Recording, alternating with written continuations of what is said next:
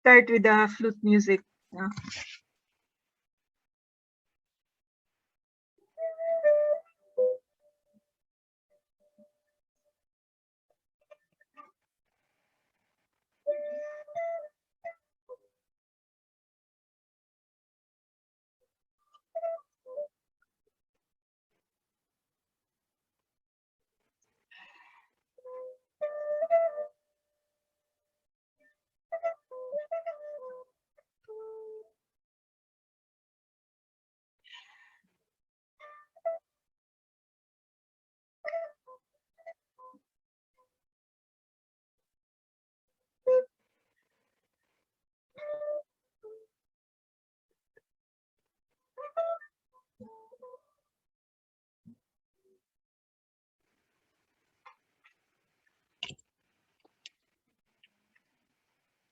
Good afternoon. So, ako po so we use English or Tagalog? Saan kayo ma'am komportable? Sige. Yeah. What would you prefer, Claire?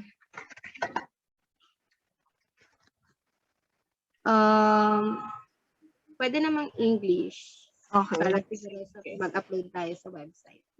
Sige. So I hope that that's the music of the bamboo nose flute, brings us to a space of silence. Well, of course, it brought us a moment of silence. And I call that the sacred breath music. It's the bamboo instrument, this one. It's a nose flute. We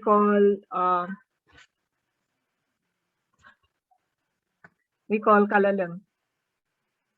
Kalalang. So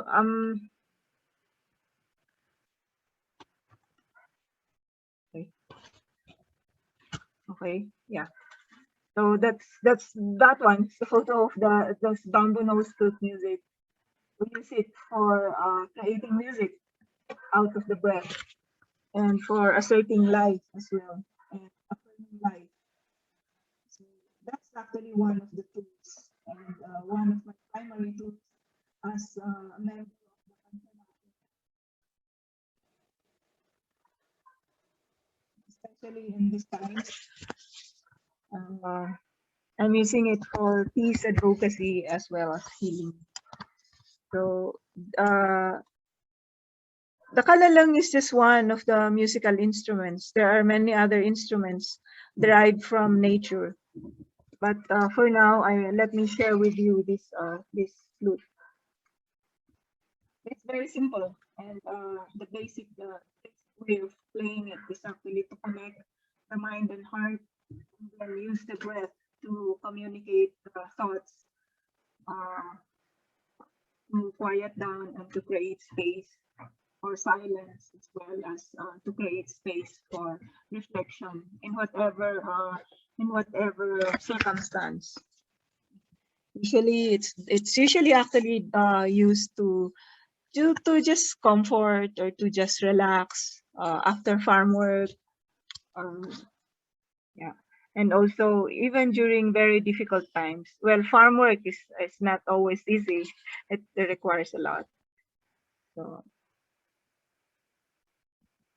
yeah, and then I played Kasiyana. It's actually allow me to chant this one also. Kasiyana, Kasiyana, Kasiyana, Kasiyana. Isip wita, wamsay dagam, iyay muhit kabanbantayan, yanot mo ay ginaw, igdang muhit kapatagan, tama sinang yamadalusan, Kasiyana, Kasiyana, Kasiyana, Kasiyana.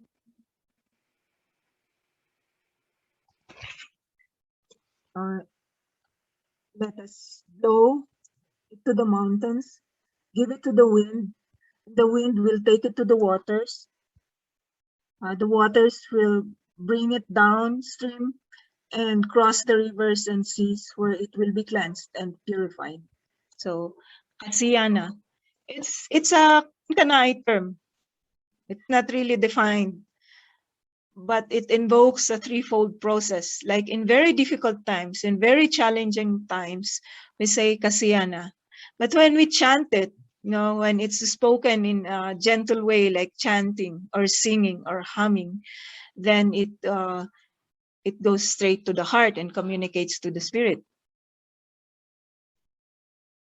But when we say Kasiyana, it actually invokes a threefold process. First, to acknowledge or recognize the difficult or challenging situation, or the pain or the woundedness. So it's very important to say, what happened? Like acknowledge the emotion, the state of beings, whether it's chaos, it's grief, or it's confusion. We need to acknowledge that. And then in the midst of that, we evoke hope. For how else can we move on from that chaotic or confusing situation if we cannot see hope, no? We cannot see any chance that things could become better. And then third, it is very important to undertake loving action to ensure healing, resolution, or restoration of well-being. So we say, Kasiyana, it comes with the belief that things will be all right. Kasiyana, Kasiyana. Whether it's spoken, once it's spoken or thought, parang iniisip natin, Kasiyana, things will be all right. Then there's already hope there, no? But we have to really examine what's happening. We have to examine that, hey, there's pain, no? Like if a child falls, it's painful. The child, nagulat yung bata. That's why they cry, If there's a bruise, we have to check. If there's a broken bone, or if it's the broken heart, we have to listen. When we say Kasiyana to be an effective tool, we have to listen deeply. We have to examine. We have to do diagnosis. And then from there, we say, no, we do not treat immediately. We tap the person's capacity also, or even the person looking at it, capacity to believe that things can be fixed, things can be mended, things can become brighter. It depends on the situation, whether it's a situation, it's a physical wound, it's a psychological wound, it's a chaotic political situation. It's very dark and the child is afraid. So those are very challenging situations. And we say, Kasiyana, you can say it to yourself or to say it to somebody else who seems to be so broken and so down, and then do something. It's very important to do action. If we see that the soils are degraded, we know that the vegetables, the rice are poisoned, or grown in ways that we think is toxic or unhealthy already to the people's health, then we do something. We do not just leave it there. But it is important to acknowledge. People nowadays, they just eat and eat and eat and eat, mindless eating, and grow and grow and grow and change it to money. But they're not really thinking of the nutrition, of the effects of the growing methods onto the earth and onto nature, onto waters. So, but a lot of things are very challenging nowadays, especially in the recent political situation. We feel like many of the candidates, we were hoping to stand for good governance, to give a fresh view beyond the COVID crisis. They did not get the positions we were hoping. positions of leadership to lead the restoration of our society, of our environment. So it's really a very challenging situation. But for us, we believe that we say, Kasiyana, there is hope. And then, as I said, it's very important to take loving action, no? not a self-destructive one. I mean, we do not rush into something that we cannot also sustain, that we also have not thought of, that should be responsive to the situation. So it is important that it is a loving action. Yeah. So that's the second tool actually I'm sharing. And then this one, yes, many are excited about traditional ecological knowledge, and the world is looking at different tools, especially with from indigenous peoples. Not that indigenous peoples are privileged to possess traditional ecological knowledge, but that they haven't lost the knowledge that they've gained from a close interaction and integration with nature and with the environment. So that's how, yeah. And in terms of sustainable agriculture, I would like to share with you this image. It was taken in Bontoc Mountain Province. It's actually a sweet potato patch. It's a garden. It first it's a rice field, and then after the rice cropping, they shift to sweet potatoes, beans, peanuts, or other legumes. So it's crop rotation. That's traditional ecological knowledge. Yeah. But this one is particularly attractive to me, as it also resonates with the symbol of ESA, no? A spiral symbol, which is actually a geometric, which is a universal geometric sacred symbol.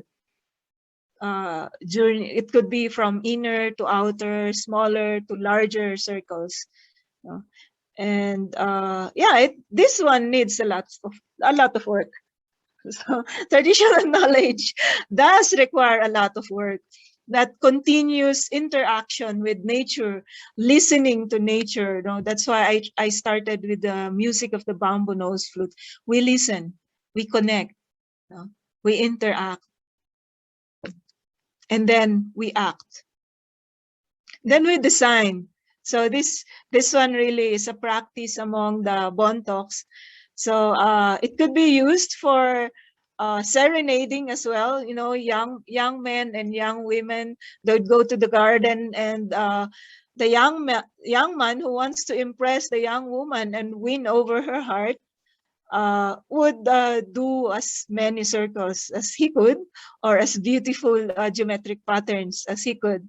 So it's a happy, you know, they work in a happy mode, right?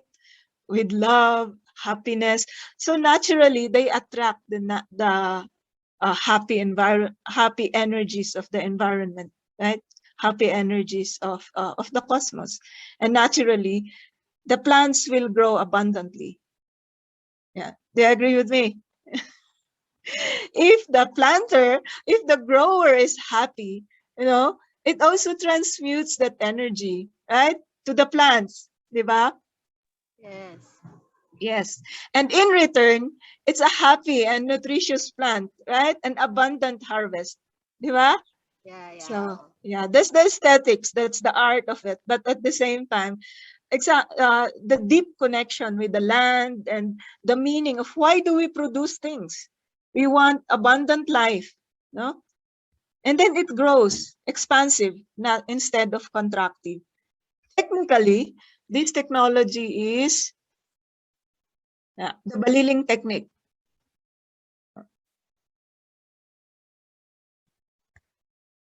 This one is also scientific. The baliling technique, it is a practice of draining the water and overturning the soil to aerate the soil. So it brings in the oxygen into the soil, and then the rice straw is incorporated as composts in the beds. when it's the rice crop, it's just flat and water. We use wet rice agriculture here. But when you shift to other crops, crop rotation, then they do this. They overturn. It's very, very important to overturn the soil so that oxygen comes in, good bacteria grow. So it's also very scientific. While it's very, very aesthetic, I mean, very artistic, it's also very scientific. And the irrigation passes around the canals. It can be flooded. It's more efficient actually than rows and rows of horizontal rows. And then they say, the spiral pattern also, the main pest that attacks the sweet potatoes, the peanuts, the corn is rats. So the spiral pattern, they say, will confuse the rats.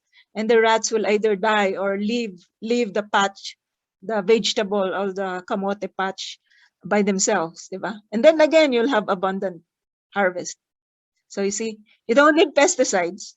You just need to be happy planting, knowing that there's nothing that will harm the soil, will harm the environment, will harm the person who will plant.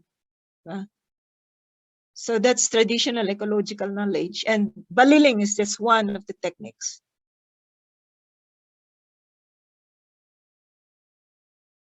It's kind of an agricultural practice that promotes joyful farming, as well as scientific farming. And also it communicates with nature. Nothing funky, no? Yeah, it's like, see, it confuses the rats. So it doesn't have to be, the rats will eventually realize, rats, they say, are very intelligent. So rats can also be confused without using, what's this deadly poisons that can even poison people once it accidentally gets into the food system. Yeah.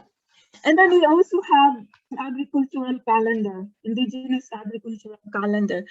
I'm sorry, I wasn't able to get the representation of each calendar, but we have 12 months. This one also corresponds to the seasons, like the season for this January. I think this one, yeah. It's usually aligned with the occurrence of the birds, because in different seasons, there are different species of birds that occur. So many of these are named after the birds that come out, but that would be a totally different discussion. I'm sorry, I'm not going into the details of this calendar, but we do have an indigenous calendar that marks the seasons of the year and gives a signal when people should plant or should sow the seeds, should plant the rice, should plant the rice, should start harvesting, So there's an order for that.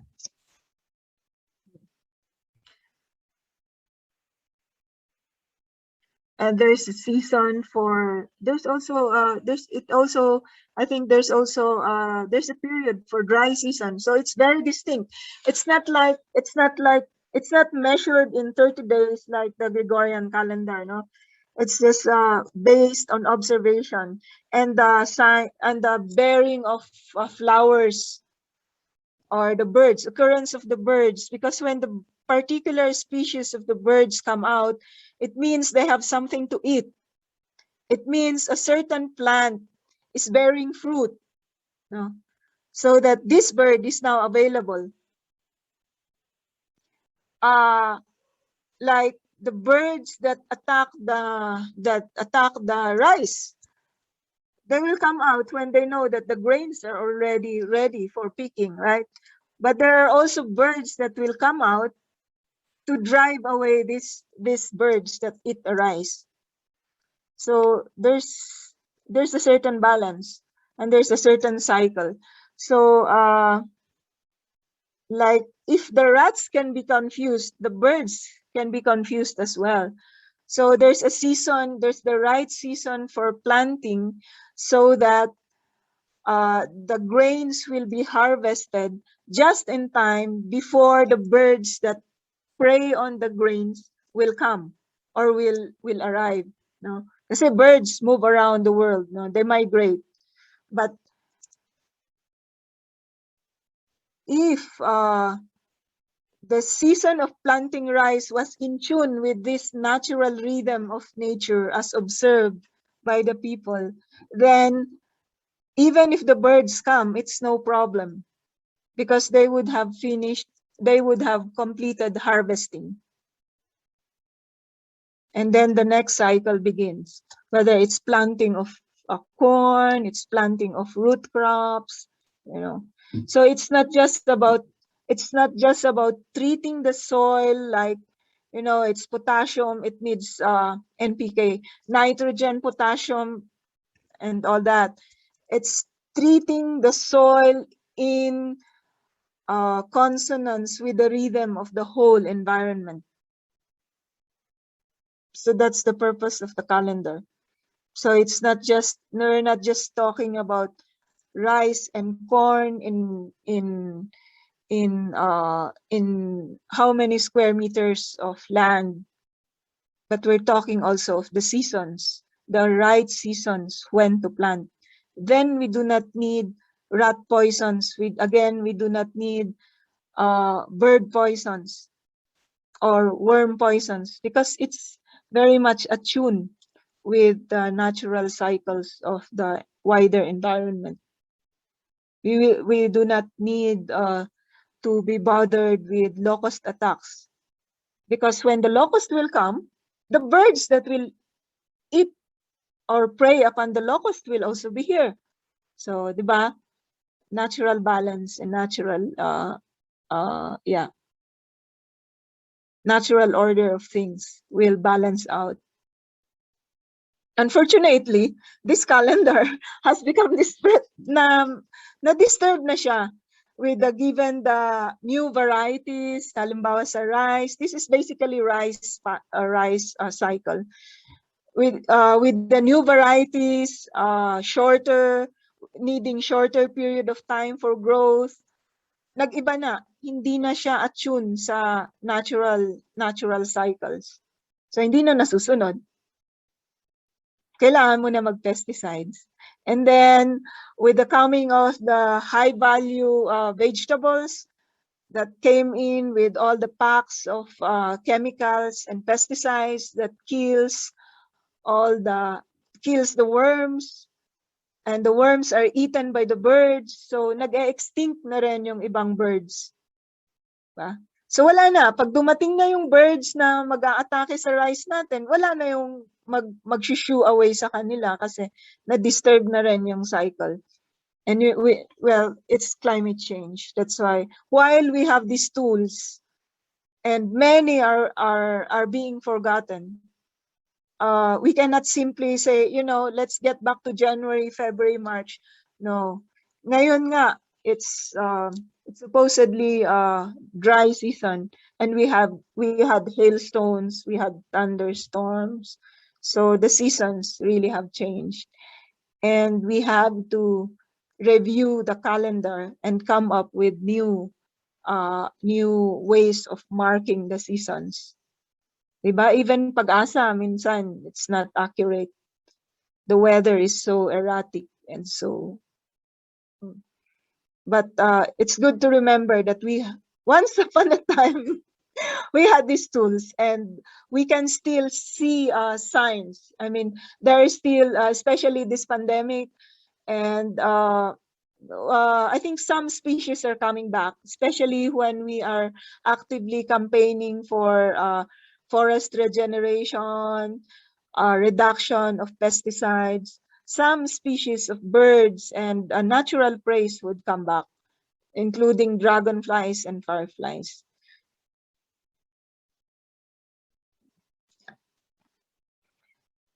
So another tool is the tapestries. In the tapestries are symbols and patterns and designs embedded.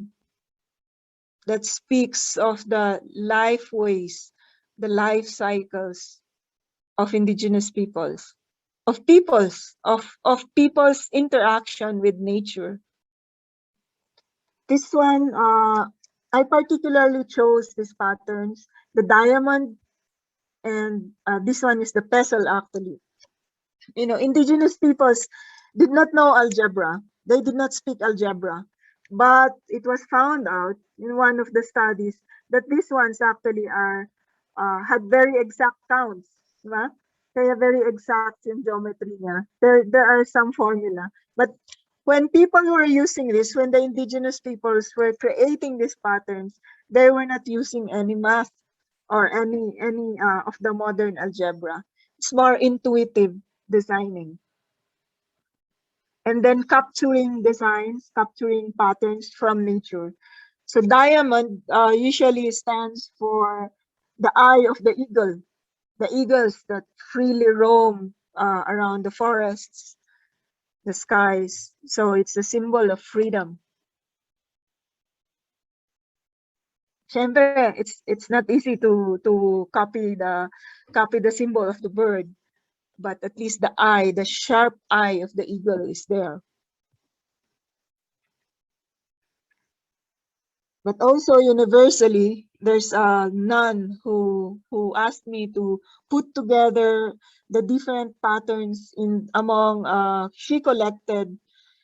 She found in tapestries all over the world and those that were sent to her, and she found that diamond is very common.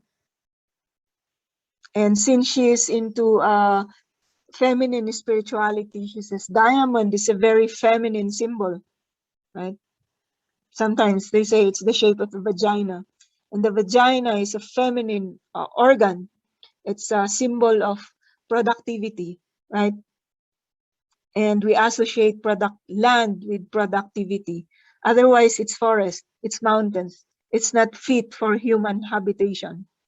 But once we say land in agriculture, we are referring to land that is able to produce abundantly to feed the community, of course. Not only the community, but also the livestock.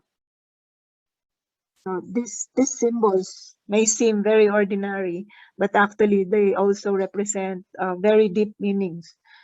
And as like baliling, you wear that, you wear these symbols, you wear these tapestries when you go to your fields or to community occasions, and it also is a way of communicating hopes for abundance, hopes for beauty, and hopes for health and happiness.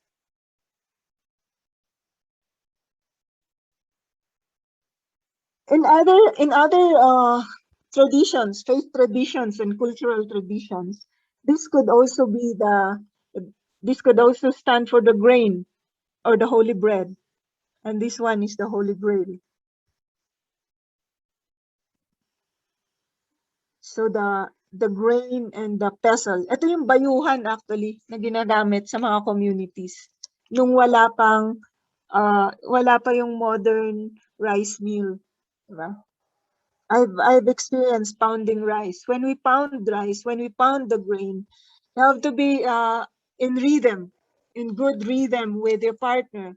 Or kung hindi ikaw, kung mag-isa mo lang, sometimes there's two people doing the pounding of rice.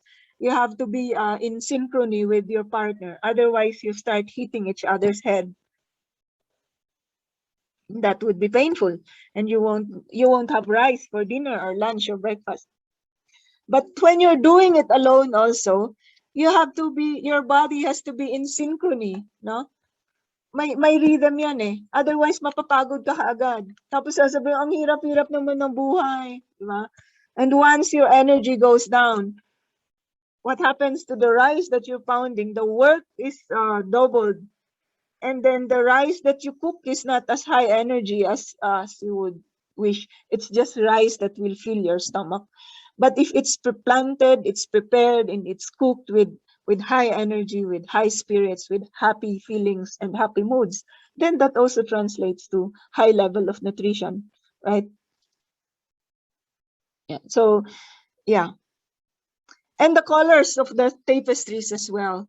There are basic colors, even in universal, even in other indigenous communities. The red is associated with land. Red, land, yellow is associated with fire and the sun. Green is associated with plants and life, while blue or white is usually associated with the rivers and the waters and the skies. So these are not just random colors.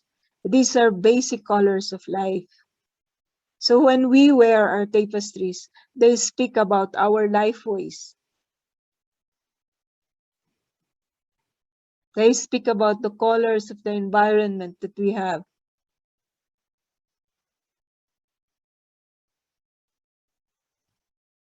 Red, of course, is very dominant among indigenous peoples because that's one of the characteristics of indigenous peoples. Deeply rooted with the ancestral lands. With the land, the relationship with the land has a story from generation to generation. So once we uproot these communities from their ancestral lands, it's also very disconnecting. And that's where the colonization came in, right? And that's also what created indigenous peoples for resisting the colonization. And they moved to areas where they can still practice their old way of life. They can practice their own spirituality. And that's also one reason why you do not see a lot of people in the Visayas playing the bamboo nose flute. A historian, William Henry Scott, said, the bamboo nose flute used to be widely played even in the Visayas. But what did they do with the nose flute players? They burned them in stakes. They were condemned as witches by the Christians, by the colonizing Christians. Why so? Because playing the bamboo nose flute keeps the spirit calm and keeps the spirit free. So if you come in, you're the colonizer, you're the conqueror, and you come in and you find these people, you find this woman playing her bamboo nose flute, not minding, not being subjected, even if all her properties will be taken away, but her spirit remains intact, her heart and her mind remains whole. What do? You persecute that woman. Consider her as a witch. Yeah. Or stop that creative mind. Gets no. I hope I'm able to communicate the meaning, the tools, and also how we can use this as tools for peace, resiliency, and healing.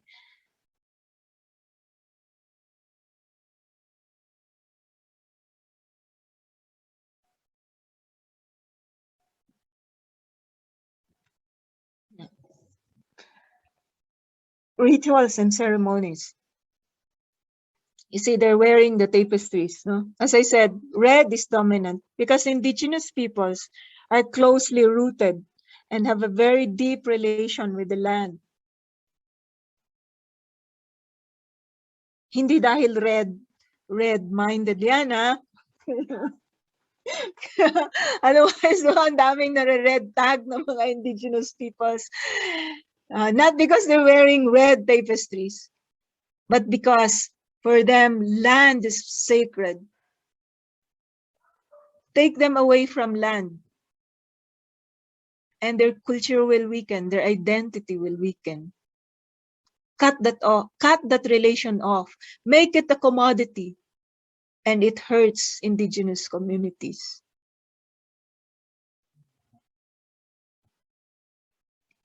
So indigenous communities still have all these rituals.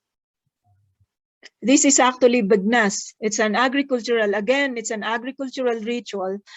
There are specific rituals that marks the period when we sow we sow rice grains. And then when rice grains, when the rice plants start blooming or yung mamumunga, and then also there's a ceremony when after harvest, Thanksgiving ceremonies.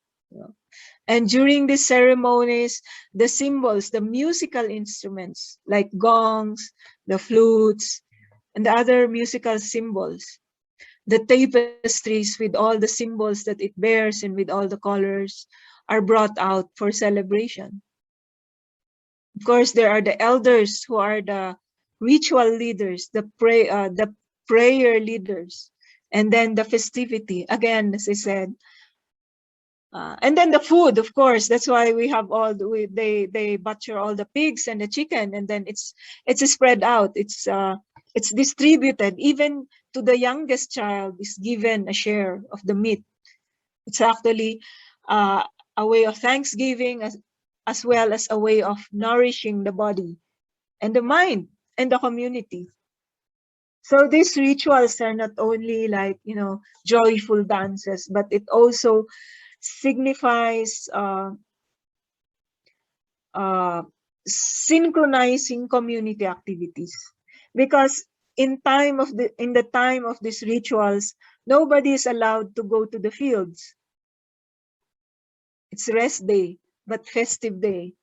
There are also other days when even if there's no festivity like this, people are not allowed to go to the fields because it is believed that it is the season for the spirits, the ancestor spirits also, to come and help the plants to grow well. That's why, not that we worship our ancestors, we honor them, for they were the ones who established the settlement or the villages and the communities with bare hands, no machines, with wood and stone and whatever crude materials that they can avail of. That's why there is deep respect for the ancestors, whether living or in the spirit world.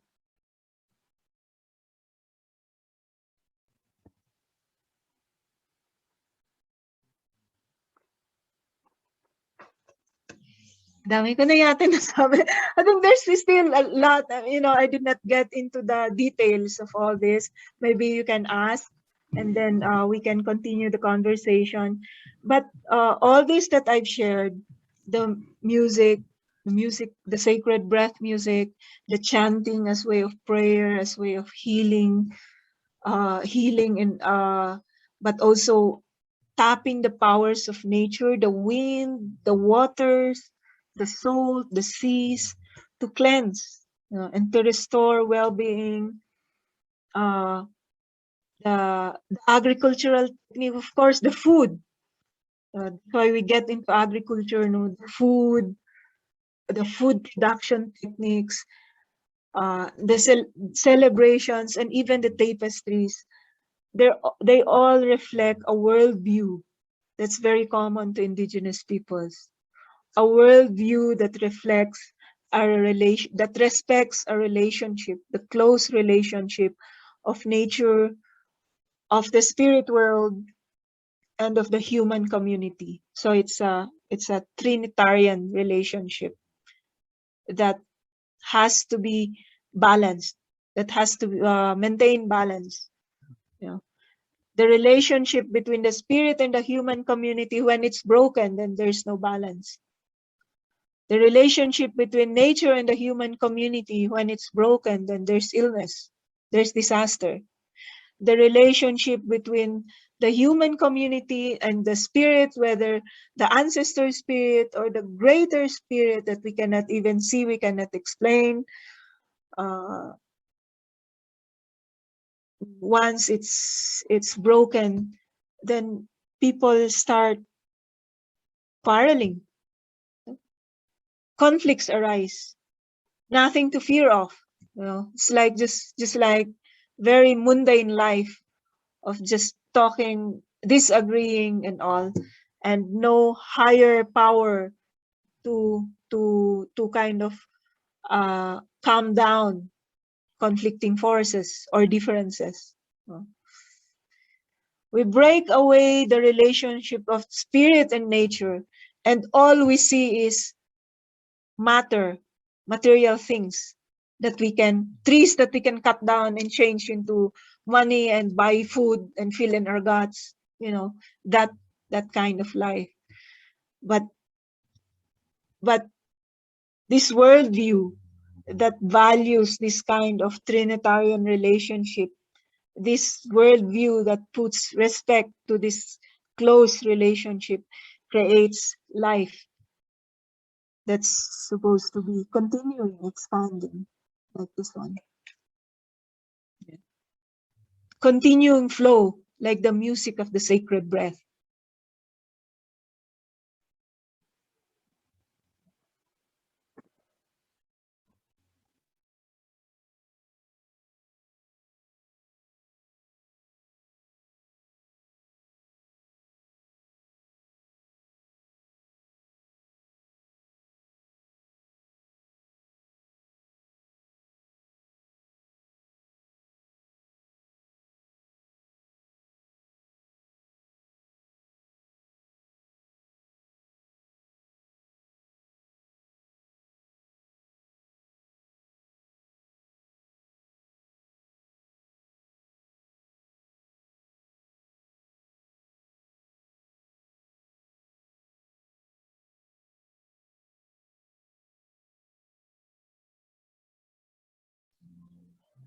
Hello?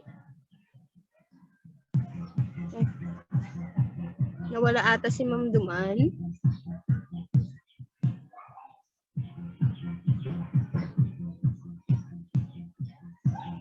Please wait for a moment. Thank you.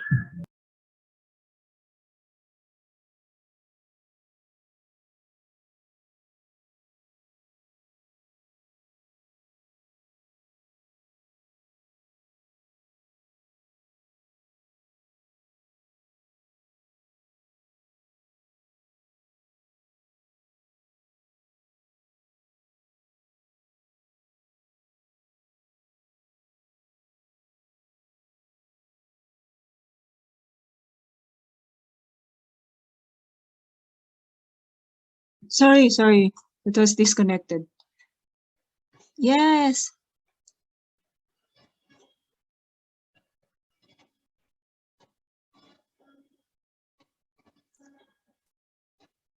Hello?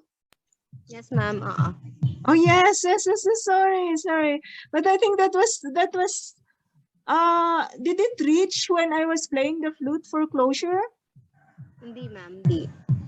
Oh, I see. I think I was just rapping, going back and synthesizing, and then I played the flute. Okay na? Yes, ma'am. Yes. Okay. Yeah, I'll play another flute. This actually also bears the different designs that we can find in indigenous communities. You see again the diamond. Huh? See?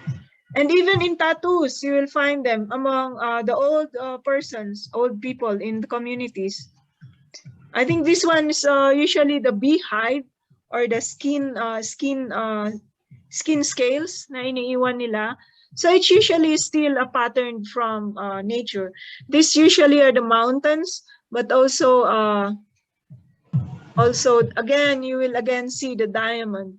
And as I mentioned, that's closely related with land. The beehives, because of honey. So all the patterns, the tapestries and the arts, it also reflects nature. I'll share with you the music of this one. Mas iba kasi to.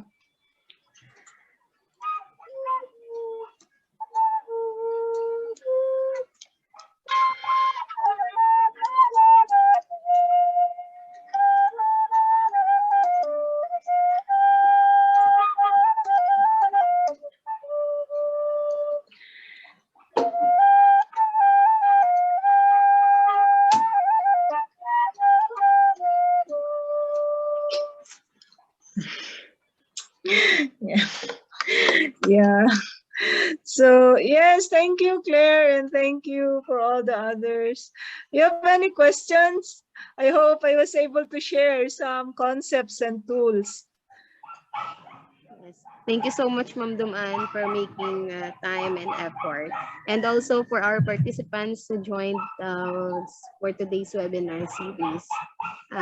This will be posted sa ESA website together with a short article. Thank you so much, Ma'am Duman, again.